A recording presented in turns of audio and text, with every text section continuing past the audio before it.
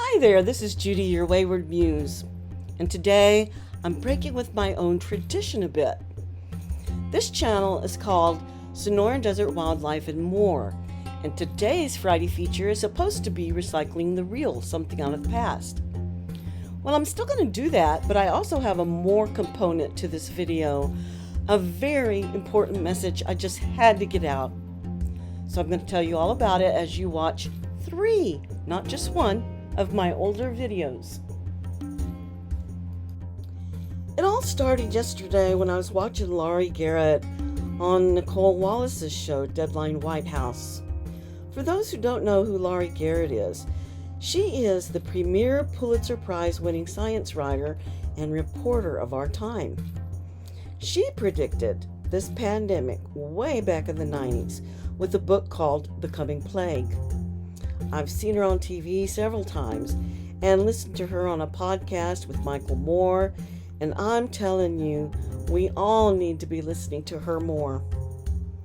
Anyway, she and Nicole were lamenting the fact that the federal government refuses to do what it's supposed to do during a pandemic, and that's why it's getting worse, and that it's not fair to put everything on the shoulders of the states because people don't stay in their states. They travel all around and come back and go out again and come back.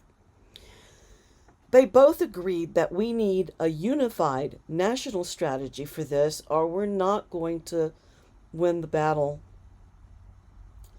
So I thought to myself, well, why don't we just come together and form one without the federal government? Nothing's stopping us but ourselves. Then, after watching the funeral and tributes to the great John Lewis, and especially after seeing and hearing our 3 former presidents in the same room, sharing the same sentiments, memories, and hopes for our future, I saw in them again the great leaders we need for something like that. Did you know that President George Bush, President Bill Clinton, and President Barack Obama, with their families, all have great foundations that already contribute a lot of resources and funds towards eliminating diseases and other iniquities that plague the American people? And did you know who else has similar foundations doing similar work? Bill Gates, the former CEO of Microsoft, and Amazon's Jeff Bezos, 2 of the richest men in the world. Well, what if all these powerful people put their heads together and their resources together and formed a new foundation for overcoming COVID? Even if it means stopping whatever else they're doing right now, because COVID is the priority. It has become the spoiled, destructive infant in the room that's too large and noisy to ignore. It's just doing too much damage, and its current custodian, the guy in the White House who's pretending to be president, refuses to tend to this baby, and he's letting it wreak havoc, mayhem, and murder without restraint. It's time for us to intervene. These powerful people now in the private sector with powerful, plentiful resources, who already have the money, the infrastructure, the connections, the logistics, and the technology to make it happen, in conjunction with other volunteers, they need to just stop what they're doing and unite to form a people's plan, an action committee that acts as a temporary substitute for a federal government that refuses to act. We are dying. There's too much unnecessary suffering. We've got to do something. So, on a crazy whim, I wrote this letter and sent it out. It's just an idea. And I'm just one crazy person, but a caring person who feels deeply the pain and suffering we're all feeling. Now, due to a disabling illness of my own and very limited funds, there's not much else I can do.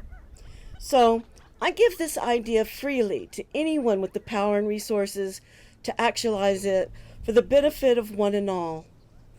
In fact, the more I think about it, all of us as individuals should hound the foundations of the Bush family, the Clintons, the Obamas, the Bezos family, and the Gates foundations until they take this up as a priority, merging their funds and resources to create a new foundation, the foundation for overcoming COVID, or whatever they want to call it. The contact information for those foundations is provided in the description below this video so you can get started. GoFundMe has started a page for smaller contributions to help those afflicted by this unprecedented crisis.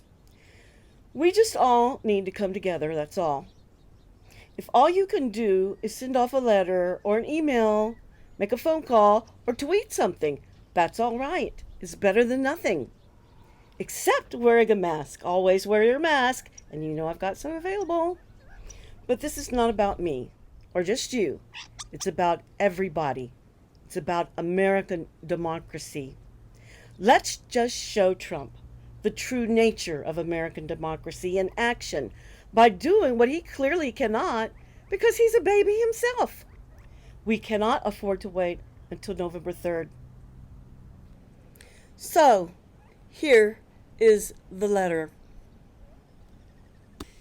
Dear sirs and madams, because our federal government refuses to act in this our greatest hour of need, others must step up to the plate. Who are they? The people. Therefore, this is the people's plan. I speak on behalf of those who know or knows of someone who has died as a result of this pandemic. All I know is that when the government refuses to do its job, the people of this great republic should step up and volunteer, because after all, it's their country. It's our country. The foundations of democracy give me and you and everyone who lives within its borders the power and authority to act on its behalf. If not, then what do the words by and of and for the people mean? As individuals, we may not have the money and resources to do what needs to be done, but as a collective, we do. Therefore, I call upon all those who can contribute towards that end to do so, but specifically the following individuals and or organizations, because each of them have demonstrated great leadership in the public arena and or private sector on a national level. Please stand up, join hands, roll up your sleeves, and form the People's Action Committee to do what our federal government will not. While you cannot legislate what needs to be done, you do not need to. All you need to do is serve by example and give in order for us to live.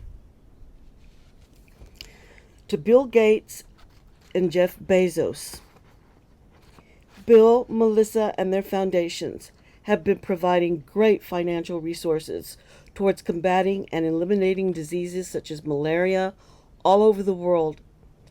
Jeff Bezos and his foundations have done the same in developing economic and environmental sustainability for our future. You have the money, the logistics, and the machinery already in place.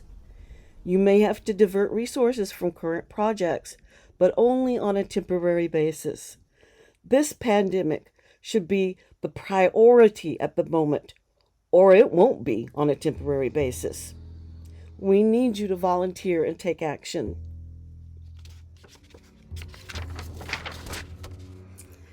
To Presidents George W. Bush, Bill Clinton, and Barack Obama. You three, along with Laura, Hillary, Michelle, and your respective foundations, are qualified above all to provide the national leadership needed at this time. You are the ideal private citizens, epitomizing the people, for you have already sacrificed so much and dedicated your lives to serving the people and continue to do so through your foundations. You are also ideal because your union in these efforts confirms that this is not a partisan issue. Our values and lives are so far beyond politics, so must our actions be. COVID is not political, yet people who put politics over people are allowing it to flourish. Please say no more. You also have the people skills, contacts, and connections to grow this committee and sustain it. Please step up and lead again. We beg you.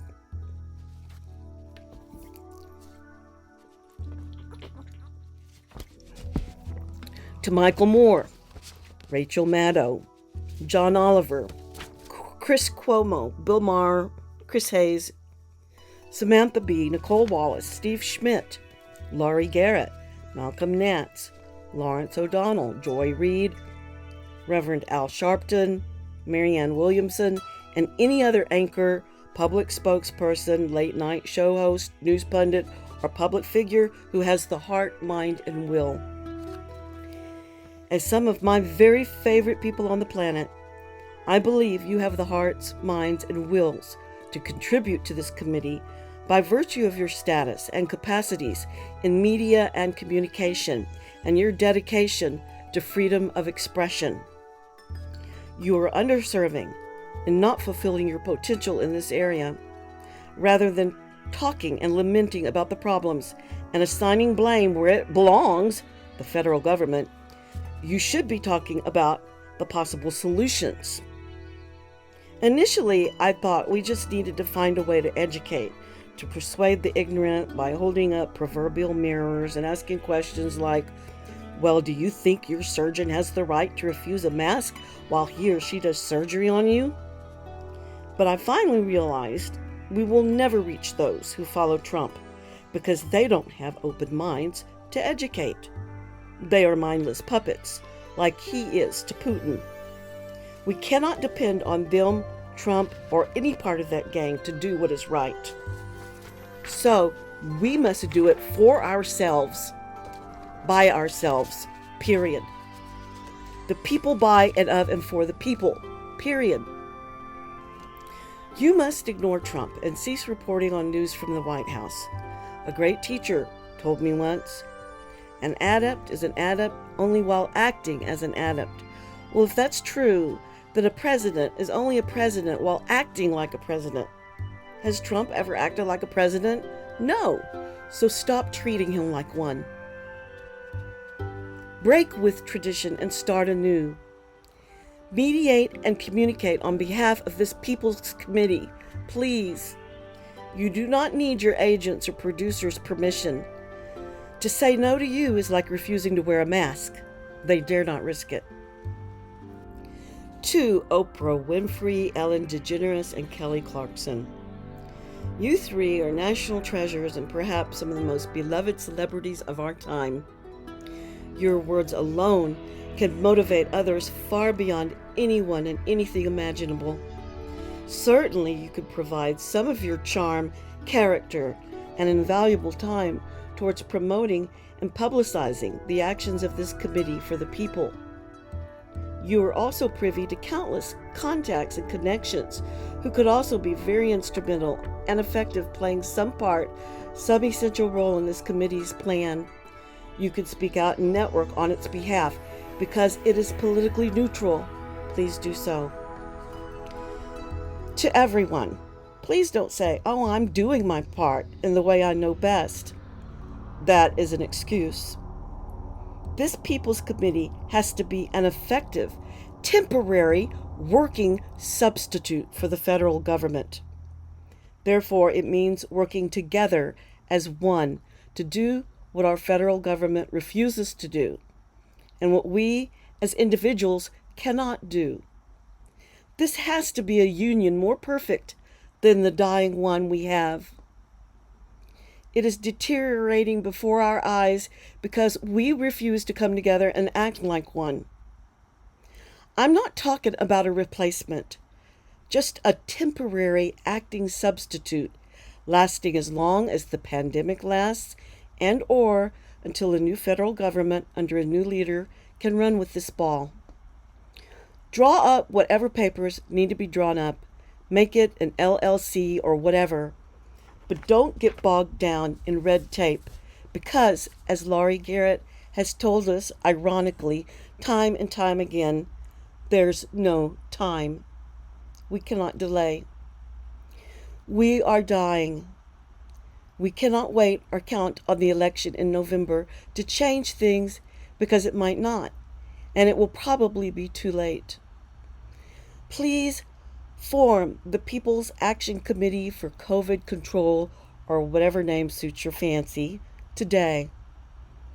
All I could do was to write this letter, to share this idea, hopefully to inspire. I trust in Providence that it will fall into the right hands of those who will have the courage to do the right thing now. We need you more than ever. Please. Thank you for your time and consideration. All blessings to you. Judy Kennedy, Maricopa, Arizona, a disabled visionary and proud citizen of the United States of America. I end with this quote. If you don't stick to your values when they're being tested, they're not values, they're hobbies. John Stewart.